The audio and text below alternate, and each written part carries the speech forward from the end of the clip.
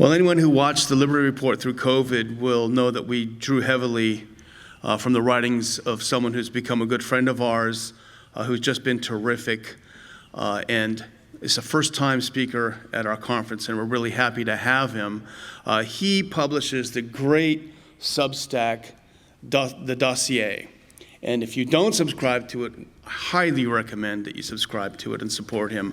Although Rachel Maddow will just say, just another Substack. I don't know if you all saw it, but Max Blumenthal crashed her party, and she made fun of him by saying he only has a Substack. Yeah, okay, Rachel. But anyway, subscribe to The Dossier, and very, very happy to present Jordan Schachtel.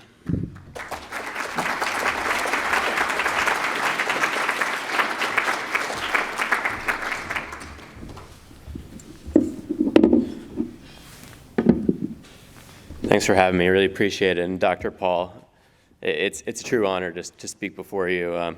It's interesting because Daniel was nice enough to mention my publication, yet you find that when you become more increasingly visible in the political world, that people shout out all kinds of crazy accusations at you. So nowadays, the political primary season's in full swing and everyone's accusing me of being a shill for something. But I'm truly crowdfunded, and I think it's really cool on the topic of kind of the Uniparty versus the people. There are so many tools to empower the people these days that we didn't have in the time where Dr. Paul was debating all of these crazy globalists on the Republican stage. And so I was printing my notes out today, and speaking of Hillary Clinton, Scott reminded me of her nefarious activities. And the subject line that I said was, "Please print," and I kind of shuddered at that. And I remember that it was because in all of those WikiLeaks dumps that Hillary Clinton had, for whatever reason, she loved to have everything printed out. So now I finally realize why that was weird that I did that this morning, why I felt this weird shiver down my spine. So when we talk about the Uniparty versus the people, I think it's people are generally rational, they're good, and this is not, in Washington, D.C. even, I think that the majority of people there are decent, and this is our greatest advantage, that we generally, as Matt Kibbe says, don't want to hurt people, don't want to take their stuff, but there's all these forces that encourage that in the American political system. And I know there's some of you in this room who were saying, of course, the Uniparty has been around forever, but you have to kind of give some people some space to learn that. I remember when I was in my early 20s watching Dr. Paul on the debate stage, I wasn't ready to obtain that information. And I think while many people were, I think it's a lesson in patience, that humans are generally good people, and we believe that we're fighting for a moral cause. So if that's the case, I think patience is so critical. And I spent 8 years as a reporter in Washington, D.C., covering foreign policy and international affairs, and basically what I came to conclude after all that time, now I'm a Floridian, is that the whole thing's just an incredible racket. And when people tell me what think tanks should I support? If I want to make a tax-deductible donation, obviously the Ron Paul Institute. But my kind of the way I separate the good from the bad is do they have a home base in Washington, D.C. or not? And mostly these think tanks, unfortunately, the ones that are corrupted by the system are based in Washington, D.C. I just spoke at the Mises Institute, and they're terrific, and they're based in Alabama. And there's all these other interesting places where there's a lot of interesting policy ideas being traded, and none of them are based in Washington, D.C. So it's interesting, how do we define what the Uniparty is? And the best way I explain it is the Uniparty versus the people dynamic is that we're the citizens, and there's, I guess, our Uniparty, which is playing the white side of the chessboard. Let's say you have China playing the black pieces, and everyone else beneath them, outside of this Beltway, Wall Street, Washington class, is holding up the chessboard, beneath them. And when we get tired, they start yelling at us and blaming us, and like we're the cause of the problem. As you've seen, like the debt ceiling debate that recently happened, it's never about like them holding themselves responsible. It's like, Kevin McCarthy went up there and he basically said, like, you guys need to work harder. That's the problem, is that we're giving out too much, and then the Democrats, they basically just say, the problem is we don't have enough social welfare. So the Uniparty system, you call it the Uniparty, the blob, the Washington, D.C. establishment, the ruling class. And I think in recent decades and years, these institutions have been continually fusing together. There's very little separation between the two dominant parties and institutions, and liberal funded, conservative funded in Washington, D.C. It's all becoming like part of the same thing on these big fundamental issues. I think Tucker Carlson did an amazing job revealing that through his show, and I hope that he gets back on the airwaves sometime soon, because he's been such a critical voice for truth. And now basically we're back to a cable news environment, and luckily we have platforms like Rumble that you guys are on. But in the cable news environment, it's just all Uniparty through and through. And Scott was talking about, you talk about Ukraine the wrong way, you get canceled. But I think that in this new environment with this technological progress, there's also tools for freedom.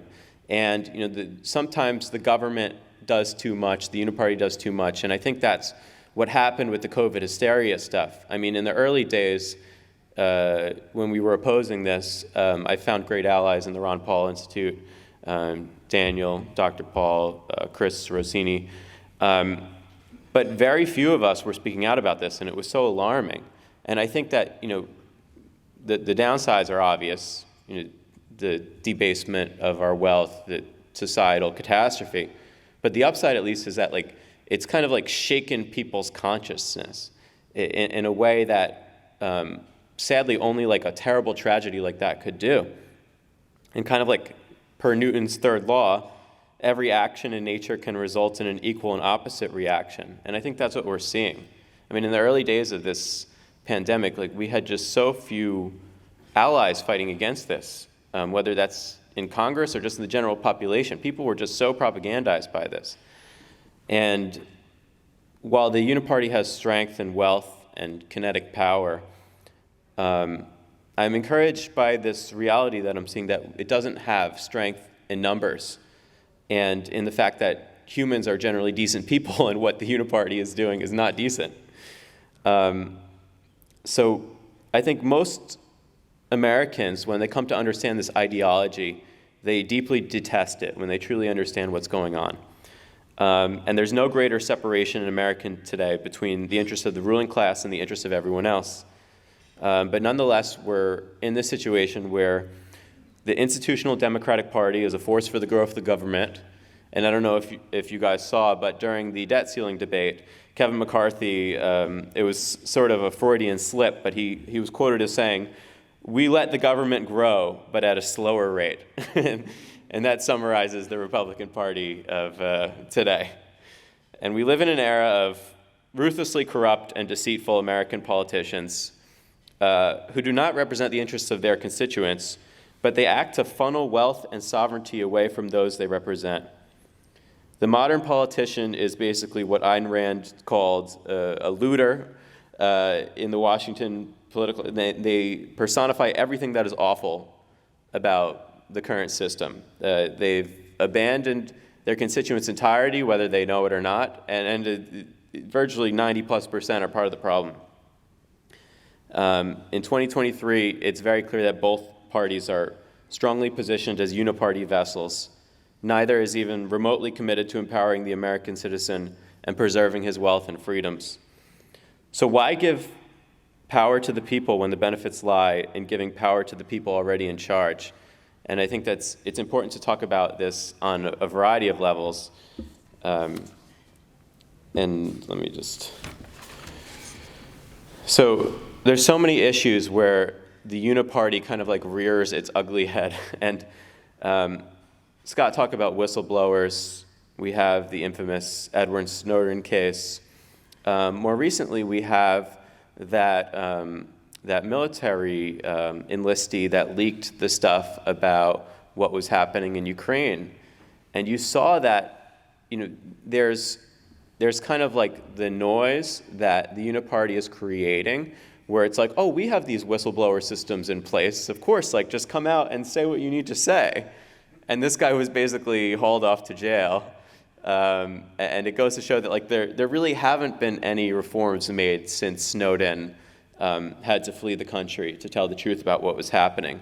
Right now, there's a bunch of, like, FBI employees who were punished by the Bureau for coming out and trying to use the whistleblower process. And basically what happened was their salaries were slashed and they were basically thrown out of the Bureau. And it's disgraceful. And I think that on the other side of the fence, it goes to show us, like, it's a perfect example of, like, that the system in place right now is not free and fair. These bumper sticker slogans are just totally nonsensical. We're still dealing with this same problem. And sadly, I think today, if you were to become a true whistleblower against the government, you're going to have to do what Snowden does and leave the country. And I think that it's just, on this topic of censorship, it's very sad to see. But there's, again, on the opposite side of things, there's tools for freedom and sovereignty that we didn't have. I mean, I was working for a very long time in right-of-center media, and now I'm able to basically hit publish and own my email list, and it's just so much easier to get your message out than even it was a handful of years ago. So while we have this giant censorship regime trying to build this, like, central bank digital currency social credit score system, you also have tools that empower us. So I think that it's worth not getting so down when you realize that there are all kinds of citizen journalists and activists who can have a platform very easily in this day and age. On the COVID hysteria topic, to shift gears a little bit, I think in no topic is the presence of a Uniparty more obvious than when we discuss the pandemic, or some of you may call it the plandemic, Bill Gates' global experimentation regime, whatever you want to call it. Pretty much everyone in Congress failed this COVID test, and I think this was very revealing of a Uniparty in place in Washington, minus a congressman named Thomas Massey, basically, who all he said was, hey, I want a voice vote on these trillions of dollars that we're about to spend. And I remember President Trump was furious with him, and President Trump even called him several times, supported a primary for him, all for just saying, I want you guys to be held accountable for what you're about to do. So it was so, like, there's just these moments in time where it's so revealing about what the actual system is in place. And COVID was just one of many of these kind of like emergencies. We think we have this Bill of Rights. I mean, thank God for our founders' wisdom in making sure that we all own firearms, so they can't do so much. But you think you have all of these rights in place, but suddenly there's an emergency and nothing matters anymore. They can just totally print all the money, rob you of your wealth, and institute these crazy lockdowns that go against the very heart of the foundations of our country. So sadly, the last year of the Trump administration was really bad. As McCarthy put it, it was just growing government at a little bit of a slower rate. So even Trump, he took some heat for not being tyrannical enough, to his credit. And I hope that this COVID era is finally over, although I think that there's another emergency brewing, and they're trying to poll test it and figure out what they can do next because they got away with so much. But again, it served as a humble reminder to all of us that there are very few restrictions on the Uniparty when they can just declare emergency.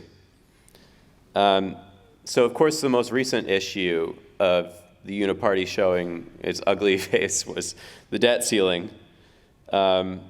We just recently witnessed D.C. attempting to convince us that they truly care about our fiscal well-being. These COVID funds that they put in place for emergency measures have now been made permanent, And they voted on that debt ceiling, like all of the goalposts just amazingly changed. And now the COVID funding has been made yearly and permanent. So we have $1 trillion fiscal deficits every year. And it's just fascinating to me to see, like, I thought that the Republican Party was supposed to stand for, fighting back against this stuff. And then they basically, just growing government at a slower rate. And it seems to me in this era of media and clicks and views that a lot of these politicians are just leaning into this stuff. They showboat for every television camera that they can find. But again, the incentives in DC are aligned so that they can just print a lot of money, reward their lobbyist friends, and these supposed left-wing or right-wing institutions, and the show just goes on.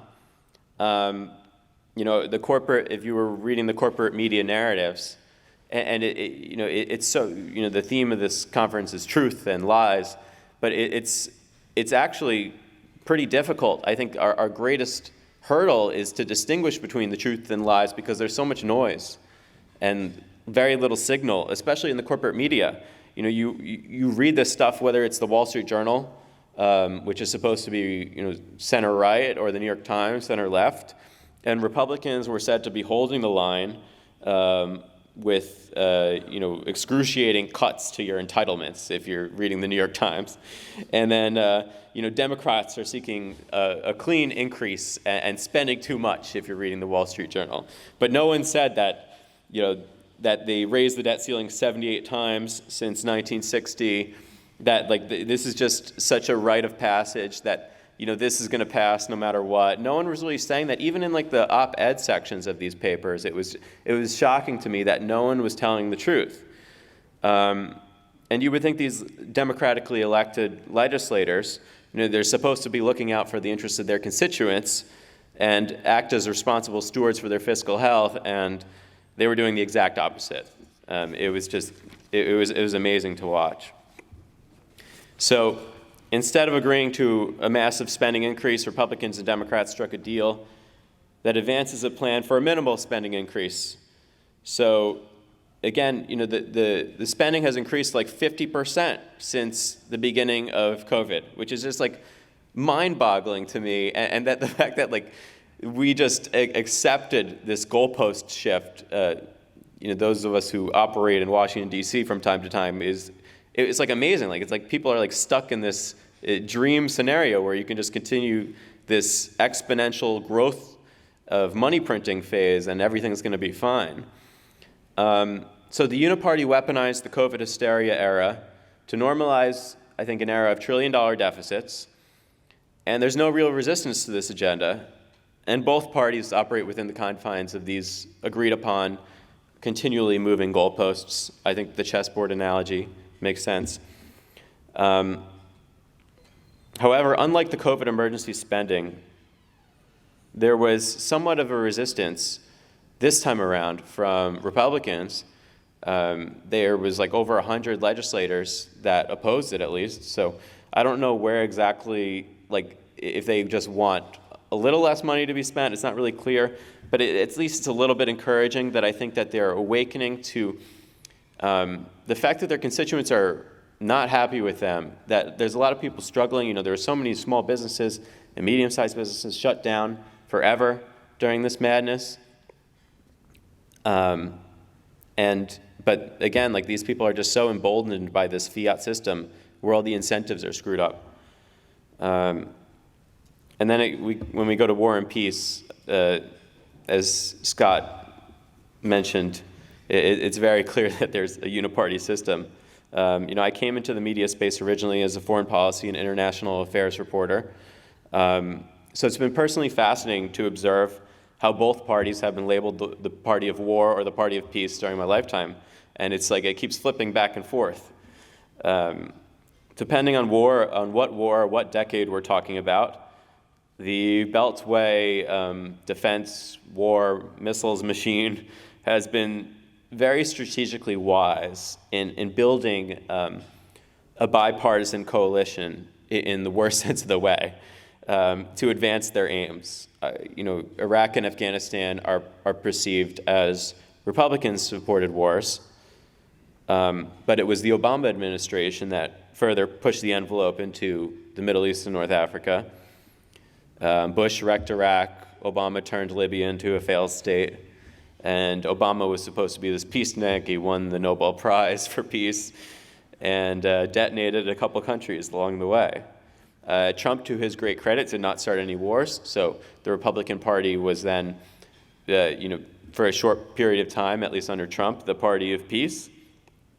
But then again, Trump didn't really complete some of the withdrawals that he said he would do, and the reality is that he faced amazing resistance within the institutional Pentagon, and I think that he's a very unique character, and his best attribute is his anti-war. That I think he's very committed to that approach. But there's this system around him. Whether it was, I don't know if you recall, but James Mattis, the former Secretary of Defense, he quit because Donald Trump didn't want to add more troops to Syria. Like that's an idea of how out of touch the Uniparty is as opposed to the people. Like, this is not a consequential issue to Americans, yet our Secretary of Defense rage quit over Syria. He was so infuriated by the idea that we're not going to play this like weird geopolitical empire positioning game that he quit. And the Pentagon was so fired up about this that, Trump historically awful in making political appointments, but every single person that he put in there was trying to, start these crazy, insert U.S. troops into all these regions of the world that nobody really knew we were even there in the first place. And they were so passionately committed to these crazy ideas that are so foreign to the average American. I think it just shows that there's an amazing distinction between your regular citizen in Houston and the guys that are running the show in Washington, D.C. And today you can identify the split between the Uniparty and everyone else on this topic of the current skirmish in Ukraine. In Congress, the entire Democratic Party is committed to it. The recent funding votes, there were no Democrats that opposed it. And I think it's amazing that it was once the party of peace, and now they want to send Ukraine an array of weapons and billions of dollars from their constituents endlessly. But the Uniparty position is overwhelmingly supported in the Republican Party too. It's a line you can't cross. We saw this in D.C. There's at least a modicum of resistance, which I find interesting. I think it's kind of like, to his credit again, Donald Trump kind of like stirred this anti-war movement within the institutional Republican Party, made it popular for people to oppose the war. So there's like 50-something congressmen, maybe a dozen senators that vote against this stuff. But again, there's a supermajority that vote for it. So unlike the COVID situation, where I think you have states and local governments, like I moved to Florida during the craziness. I was in DC and I couldn't take it anymore. And we had Governor DeSantis and local officials really step up for their constituents in ways that were previously unheard of. So I enormously appreciate what our founders' wisdom in establishing this federalist system, where you have a separation, where you have an empowered local government, and even on the state level, Governor Noem, Governor Reynolds in Iowa, there was Governor Kemp in Georgia. There were a lot of governors that fought against this COVID insanity. But I think that on this war thing, the problem is that it's a much more difficult issue because governors don't have the ability to print money. So you don't have to worry about them sending anything to Ukraine. And there's an enormous power center, a centralized power center with this military-industrial complex, whatever you want to call it, that's purely positioned only in Washington. And I think it's something for a lot of people to think about, how to distribute and decentralize that power that they entirely control. But the good thing about when we're talking about domestic policy is that there were lots of heroes that happened to be politicians in this situation that stood up for us. You had governors, mayors, school board members. They're very influential in their local politics, but they can't stop the money printer, and I think the money printer is the most powerful weapon in the Uniparty's arsenal. And this is kind of like, I think financial freedom is probably the most important topic moving forward, because the Washington, D.C. Uniparty, Wall Street, whatever you want to call it, they're nothing without the money printer. They can't generate consensus, but they do have access to the most powerful tool in the history of the world. And I was just recently speaking at the Bitcoin conference in Miami a few weeks back, and I was thinking about what I was going to talk about here. And speaking of the Uniparty, it was fascinating to me when I was talking to Bitcoiners, who I think are a bloc that's probably largely apolitical, and you'd think of them just kind of like as somewhat libertarian, loosely associated with libertarian politics. To Bitcoiners and general advocates for financial freedom, I think they've basically given up on the system entirely, the idea that change is going to come from within. And I think maybe that's a good thing. Because when at the Bitcoin conference, we had Tulsi Gabbard, who's a Democrat, we had RFK Jr., who's a Democrat, and then you had Cynthia Lummis, who's a Republican, and there was other Republicans, but nobody really seemed to care. Like, what if you're wearing a red hat or a blue hat? It was just so irrelevant. You had Dennis Kucinich, who I think is a board member of the Ron Paul Institute, and he comes from, I think, traditionally the left. And it was just like, it was refreshing to see so many citizens with the perspective as like, I don't really care what you care about these niche issues, as long as you're not going to try to like dominate me and steal my money. It's like, it was interesting that, like similar to, I think the Bitcoin movement is kind of like an evolution of what the gold bugs have been fighting for decades, is like kind of restoring a separation between money and the state. And again, I was just amazed with the enthusiasm, and I think that like it's worth thinking about that initial message of like, you have to give people time to kind of like find their way into the liberty movement, the freedom movement, because I think that we're all just like generally decent people. And when you realize how evil the force in Washington, D.C. is, that you'll just kind of like come around to this side. I mean, I remember I used to have, when I was in my early 20s, I was like a ridiculous globalist, supporting Iraq and Afghanistan, bought into all the propaganda. But I think if you give people their time and their space, and if you keep engaging them and demanding, especially if people who want to consider themselves as thoughtful, you continue to challenge them in a rational way, in a respectful way, and I think they'll come to find the truth. And I think the way we combat the Uniparty is to treat everyone as human beings and to stop labeling people as irredeemable because of a handful of issues that we disagree on. So I think I'll leave it at that, and I appreciate your time, everyone.